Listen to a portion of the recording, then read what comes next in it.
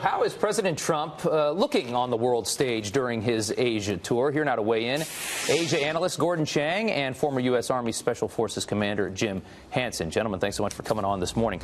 Gordon, I want to start with you. The president, this was his sweet spot in this speech last night, talking economics, talking about unfair trade practices and these deals like the TPP that he hates.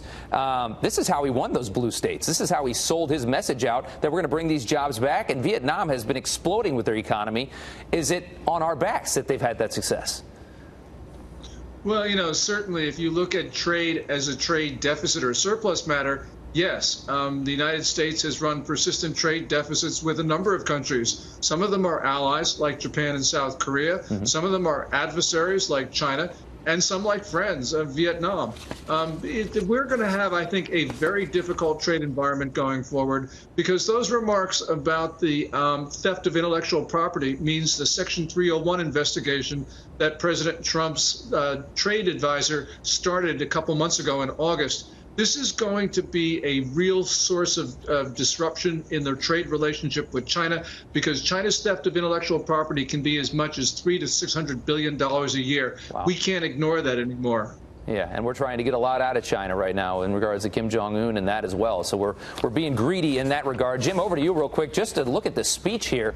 It was really good, I thought. I mean, it was so his wheelhouse. He's talking about the economy. He's talking about ISIS, which he's doing great with. I mean, that was a big part of the speech.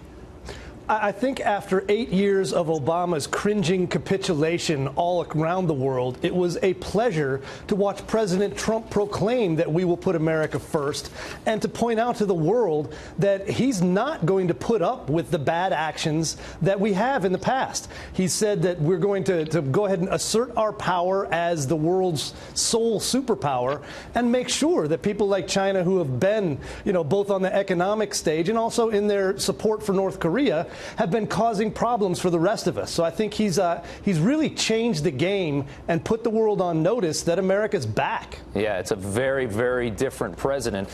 Gordon, just your thoughts on the speech. Well, I thought it was really important he focused on trade, because that is what APEC is all about. And right now, especially this APEC summit, is more focused on trade than normal years. He went to Beijing. He talked a little bit about trade in terms that people didn't like.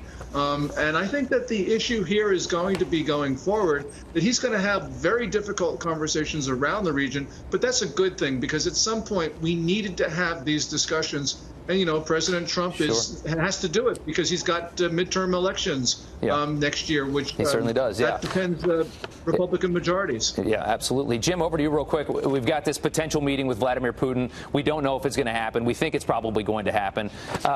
What can he give Vladimir Putin to get him to cooperate and squeeze Kim Jong-un at this point? Can he give him something in Syria? Can he give him something in Ukraine? Is there anything he can bargain with here?